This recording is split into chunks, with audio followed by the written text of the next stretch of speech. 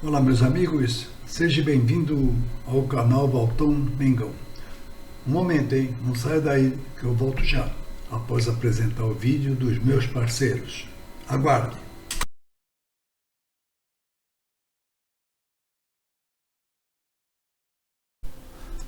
A serralheria Antares dos meus amigos Henrique e Aguinaldo vem agindo há mais de 30 anos, especializada em projetos de ferro e alumínio para arquitetura, design e paisagismo. A serralheria Antares possui profissionais altamente especializados, prestando serviços de excelente qualidade, acabamento e durabilidade a toda a Baixada Santista, São Paulo capital, litoral, norte e sul. Por isso, recomendo e assino embaixo sobre sua qualidade. A todos podem conferir fazendo uma visita à Serralheria Antares. Flamengo!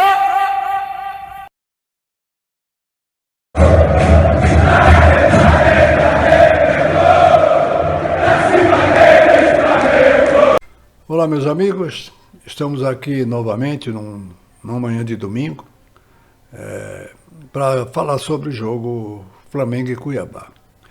É claro que muitas pessoas, principalmente os antes, vão falar, poxa, empatar com o Cuiabá, isso não quer dizer nada, porque se a gente começar a ver as tabelas, os jogos realizados, muitos times grandes acabaram perdendo ou empatando com o Cuiabá e com outros times.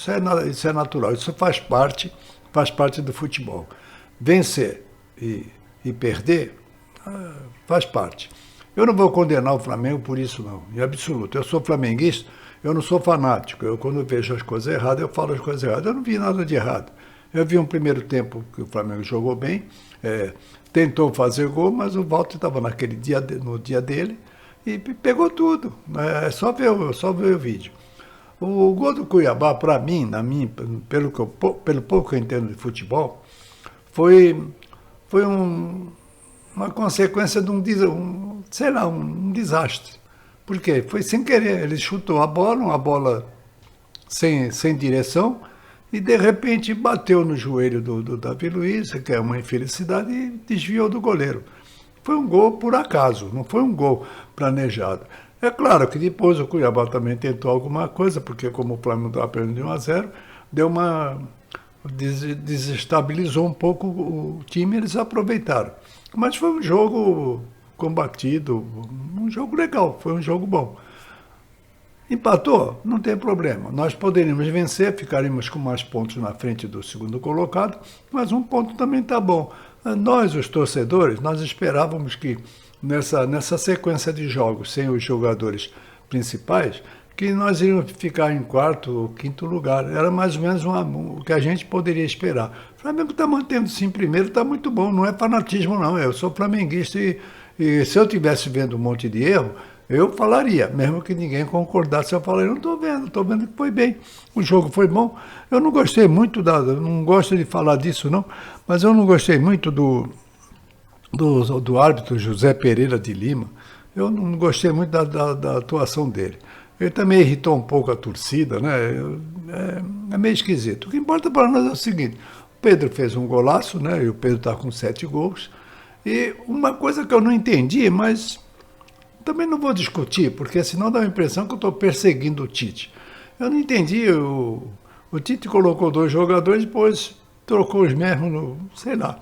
A única preocupação que eu tenho é que esses jogadores que são garotos, que ele trocou, o Roland e o Elton, a única coisa que o Tite precisa conversar com eles para eles não ficarem, né, de repente eles são garotos, né, eles podem ficar desgastados, podem ficar aborrecidos, pensar que eles não atuaram direito. Às vezes não é que eles não atuaram direito, às vezes é que o Tite pensou de uma maneira e não deu certo, tentou mudar, né?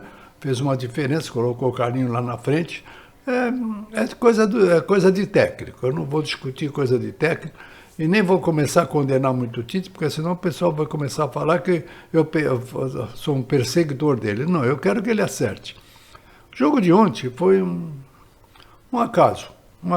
Então, que importa é que nós ainda estamos em primeiro lugar, né? Temos de falar, segue o líder, mesmo que os times hoje que jogam, mesmo que eles ganhem, não vão conseguir passar, vai ficar um ponto de diferença. E nós temos de jogar, se eu não me engano, quinta-feira contra o Fortaleza, e as coisas podem mudar, é claro que pode mudar. Existe um cansaço. Sobre o cansaço, eu tenho duas opiniões. Eu tenho a opinião do velho torcedor, que é, como eu digo, eu tenho 86 anos, eu acompanho o Flamengo há mais de 70 anos. O futebol de antigamente era um futebol que não é que era pior ou melhor, não vou fazer essa comparação, mas era um futebol que era menos dinâmico do que o futebol de hoje. Ou seja, o jogador corria menos do que corre hoje, né? Hoje, as estatísticas aí que falam que a velocidade é maior, eu não quero entrar nesse mérito, só quero dizer que hoje eles cansam-se mais, né? Eles ficam mais cansados porque tem mais velocidade. E antigamente quem corria mais era a bola, é diferente, o futebol é diferente.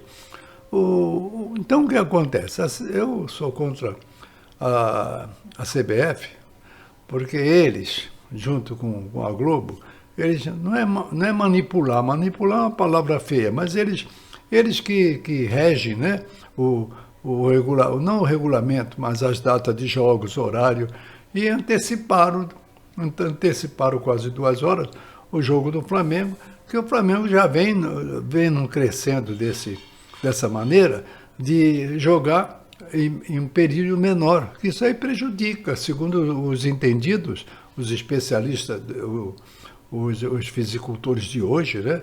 Os especialistas em técnica, tática e física, eles acham, né, pela teoria e pelos estudos dele, que os jogadores cansam com menos números de horas no intervalo. Então o Flamengo vem sendo prejudicado nisso. Agora, não é uma tragédia, eu não considero uma tragédia. Torno a dizer, não sou fanático pelo Flamengo, eu sou torcedor do Flamengo e achei que o jogo foi bom, né? 1-1 tá bom, não caímos, estamos ali e vamos para frente, vamos lá, vamos esperar. Então, o que eu tenho de dizer? O Cuiabá não jogou mal, né? Jogou pelo desespero dele, que ele está lá embaixo, ele tem de jogar para frente. E nós temos o artilheiro do campeonato, que é o Pedro, e o que importa para nós? Foi um jogo meio complicado, mas isso aí descomplica.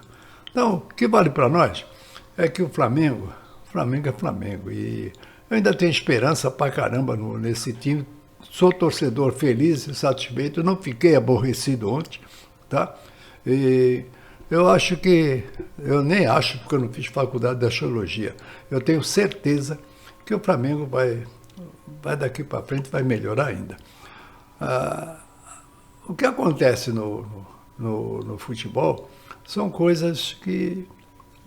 Futebol é uma caixinha de surpresa, cada jogo é um jogo e nós temos de conviver com isso e não perder a esperança no Flamengo. Então, gente... O que importa para nós é a equipe está de parabéns, está jogando o que pode. Não foi erros, não. Jogaram bem.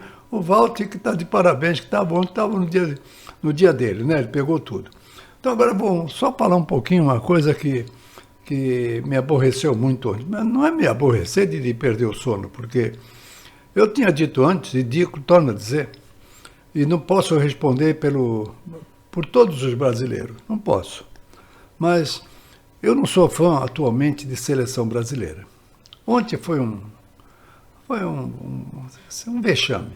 É um vexame. A nossa seleção de hoje, acontecem alguns absurdos que nós, como somos assim, acompanhamos o futebol, a gente vê cada coisa meio que dá tristeza. O empenho e desempenho da seleção brasileira foi horrível. O jogo em si foi um jogo horrível. Dos dois lados. Foi um jogo violento, um jogo sem graça. Mas o Brasil, ele teria a obrigação de mostrar um futebol um pouco melhor, né? Não houve futebol. Eu sou fã do Dorival Júnior, sabe? Eu sempre gostei dele, porque como pessoa e como técnico, não acho que ele seja o maior técnico do mundo, mas eu quando ele esteve no Flamengo, que ele ganhou a Copa do Brasil e a Libertadores, eu sempre fui fã dele, mesmo quando ele era técnico aqui do Santos. Uma vez eu o conheci num restaurante, conversei com ele, acho um cara excelente. Agora, eu não estou vendo o Dorival com a felicidade de ser o técnico da seleção brasileira. É claro que a minha opinião não vai mudar nada. A CBF não vai falar, o Valtão falou que o Dorival não é o técnico para a seleção, então vamos mudar. Não é isso.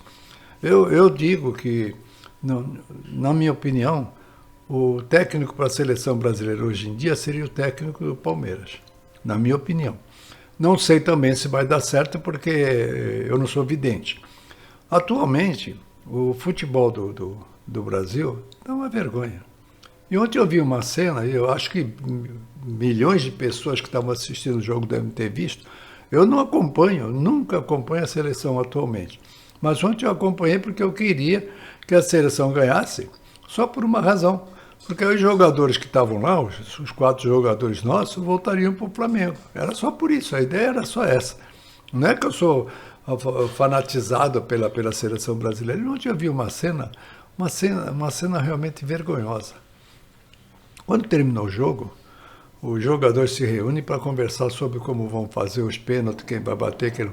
O Bielsa, o técnico do Uruguai, estava no centro do círculo dos jogadores, conversando com os jogadores, explicando uma série de coisas.